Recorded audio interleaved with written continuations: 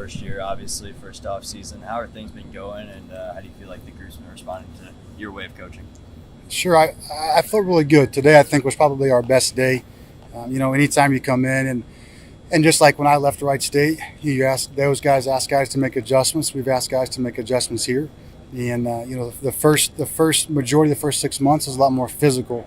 The weightlifting and the diet and the mechanical adjustments and how you play the game and introducing the approaches and the systems and that really the last piece here, the last 2 or 3 days into the next couple of weeks, it's much more of how that is applicable to the game and how we're able to execute that efficiently. And the execution of the process is the most important part. So I felt like today was probably our best day, and I've been really pleased with the last week or so. This team, obviously very successful last year, 40 wins. How do you kind of find the balance between looking at last year's success and then looking at this year, especially coming in as a new guy? Sure. No, I think you have to respect the success that the team has had and the individuals have had. And so when you come in, you have to be able to build a relationship first. I think relationships are the key piece to be able to work with guys, and so we have to build those relationships first and then make adjustments within the game plan of both the player and what we would like to see in our system. And so I think that piece has been really well implemented and really well done. The players have been tremendous. They've really bought in and have been able to execute those things. So it's been very positive. Coach, at fall ball, one of your big keys was just more of the base run. Right. How the players kind of bought into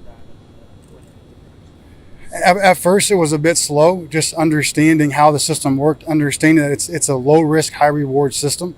At first, when you look from the outside, as you watch the game, it seems like calamity. There's guys moving everywhere, but it's a very process-based system. So once they understood that it was based on the numbers and based on the positioning and based on the looks of the pitcher and how simple it is really to hack that. And if you don't get it, you don't go. But if you get it, we need to be moving. Once they got that, it's really been no holds bar. They've been very aggressive. They've implemented it very well. I've been really pleased with it. Are there any players who have emerged as leaders or your kind of go-to guys to adjust the team? Fortunately for us, we have a lot of upperclassmen that've had a lot of success. So, you rely on the guys that you would probably imagine. Feynman's played a lot of games, Matt Lloyd, Gorski, and Cal Kruger, and a lot of those guys have played a lot. Paul Milto, have had a lot of success. But I really like our young guys too. We've got a very tough underclassmen group that work really, really hard. Eli Dunham and Tyler Van Pelt and Sammy Crail, Jake Scrine, those guys work really, really hard. So I think they've all really worked well together. But this is the group that you would imagine that we can rely on has been good. Last year there were a few guys that came in as true freshmen and kind of helped with this team in different roles along the way. Do you think that that's something that we could see again this year? Some younger guys stepping up, especially freshmen? Yeah, there are some freshmen, either true freshmen or redshirt freshmen, that are talented players that have emerged. You look at a guy like Jake Scrine, I think is a guy that comes to my mind first. But, the game's going to work its way out. How the lineup starts the first game is never how it finishes by the end of the first weekend. Certainly not at the end of the year. So we're gonna let the game come to us and let it play itself out. And if some young guys emerge, then I would certainly love to have those guys go in there and be regular contributors. You kind of talked about those upperclassmen like Kruger and Milto. How have they kind of helped you adjust coming from Wright State into a Big Ten program like IU? Yeah, I think the biggest thing they've done is they've given their support, and they've really been invested into continuing the winning culture and to working hard and to helping allow us to communicate efficiently to everybody. And so they've been a nice facilitator for the staff and done a really good job with that. Coach, what's been the biggest adjustment for you that you've had to make since coming into this program that's had such success in the past? I would say probably some of the off-field things, the more the administrative work, some of the conference rules, the university rules, as you get used to learning the procedures here. Everybody has different technologies that they use and different implements for how you do this form and that form. And the good thing about baseball is it's relatively the same. We have great kids. They're tremendous kids. They're winners. They know how to win. They have won. They work hard. So, we were just excited to get to practice and start that because baseball is baseball. I would say that the administrative work has been probably the biggest adjustment, but we've got really, really smart assistants. Denton Segerman, our operations guy, is an absolute superstar. He takes care of those things and has made my job much easier. How difficult has it been, like adjusting to the new players coming in, or like having a group of new guys that you didn't recruit personally. Sure. So how has it been kind of getting to know and adjusting to what their strengths are? I think our strength as a staff is establishing relationships early on. And I think that's something that all of our coaches, the first thing we want to do is hire really good people as coaches. And so the ability to establish those relationships early has made it a relatively easy transition. And when you have really good kids. And so I don't think we've had a difficult time at all with that. It's been as smooth as you could expect it to be when you've asked guys to do things maybe a little bit differently. And again, there's many different ways to be successful, and the ways that we ask guys to be productive and to work are going to be slightly different, but they've really done a nice job with it. How active will Scott Rowland be behind the scenes for this team? Scott's very active, and he's an incredibly helpful person. You know, for us as coaches, being able to lean on him on really the practices and the procedure at the highest level, and how we're able to communicate effectively to the player, how we're able to put together the techniques, but also the day-to-day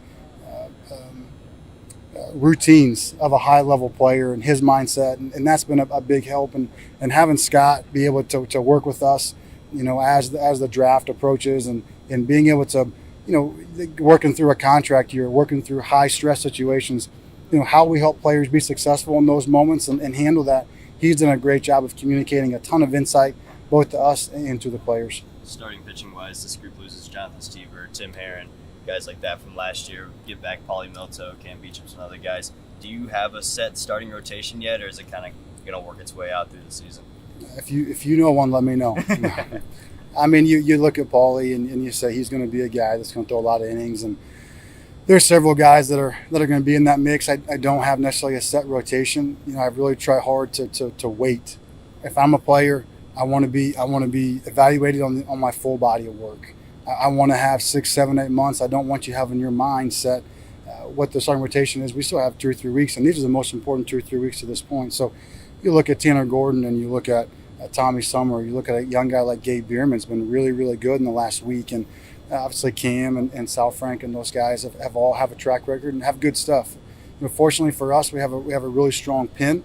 A lot of guys are talented. Maybe some guys haven't thrown a lot yet, but when you look at the innings, the starter's going to go, you know, 5 or 6, but there's still 4 to 5 innings left in the game. So the start is important, but at the same time, like the high stress innings, a lot of times are your mid relief to the back of the game. And so I look at the starter, I say that's great. We have to have quality starts, but you know, I've been really pleased with the overall depth of the staff, and as the year progresses, that'll become more clear who's going to start. But having the depth is a vital part to our success as well. With the bullpen, do you see a guy like Cal Kruger coming in and being someone that gets that high leverage situation, and Matt Lloyd at the back of the end also? Yeah, Cal's obviously done it. He's been there before. Today, if you guys were here, but today was Cal's best day. They've been working really hard. Coach Parkin been working really hard on having less early movement on the fastball and more late depth, less laterally and more depth downward on the sinker. Today, he really took a major step forward in that, and I was really pleased with it. Been working with same thing with Matt Lloyd, having more depth and less lateral movement. It just less deviation, but later in the progression of the pitch. So, yeah, Cal's a tough guy, Captain America mentality. Matt Lloyd, you know, there's nothing he hasn't done. So you feel confident having guys that have the mentality and the toughness to go in. And it's like everything else in life. Like when you're you have a tough time, you call somebody you trust. Like I call my dad. You call somebody you can count on. It's the same thing in a game. When there's a high leverage situation, you call somebody you trust. You call somebody that's going to go out, win or lose, is going to go out and execute a game plan, and the game's going to work its way out. And those guys have done it. And Coach, early season, obviously, there's not much to do about the weather in Indiana, but you travel all over the country. What's the key to getting the team adjusted to having to travel so early in the season to play some high leverage ball games? I think if you make it a big deal, it's a big deal, right? I mean, everybody, it's the same game. They didn't move the bases. They didn't move the mound. If you've been outside or you've been inside, you know, I look at our ability to have the facilities that we have. I've never had the opportunity to have these kind of facilities and work with teams, and we've had teams that have had a lot of success early. So if we make it a big deal to be a big deal, to me, it's not a problem. You know, if you make an excuse from the beginning, then you'll have one. Like, let's pick up and go play baseball and go compete. These guys have had success. They're being coached successfully. They know how to go do it. Now we have to go execute it. The game won't change if you're in this beautiful facility or if you're outside in Tennessee somewhere. Middle infield figures you have an interesting position battle. You have Justin Walker, Jim and Drew Ashton, a lot of football. How do you kind of see those three working into each spots? Yeah, a lot of it's going to depend on obviously how things work out the last 2 weeks here.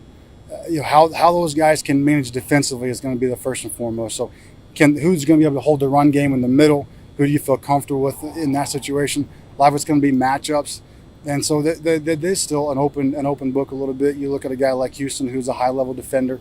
He's got an ability to cement one of those spots.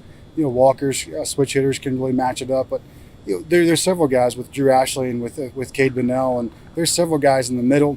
And there will be some movement. There will be movement. We'll match guys up and play it out. So it's yet to be seen, but I feel comfortable where we're at in the middle of the field. Paulie Melto's got a lot of experience, but over the last couple of years, he's always had a guy in John Stever who's right there with him with the same amount of experience. How do you think that he'll handle being kind of the veteran of this pitching staff? Paulie was born older, right? He's just, God made him different. And so I don't think it matters if he was a freshman or a senior, if he throws Friday or Sundays or anywhere in between. Like, I don't worry one bit about his ability to lead a staff. He was born to lead, and whatever Paulie does, he'll be really successful at, whether it's baseball or business. Like, he's a tough guy, and I tell the guys a lot. Emotion is not a luxury we are able to have. We don't have that luxury, and Paulie's a guy that doesn't have emotion, right? And so he just goes out, he has a plan, he executes a plan. And whether he's taking BP before the game and hitting some home runs or he's pitching, like he's just unflappable. So you have a lot of confidence in him.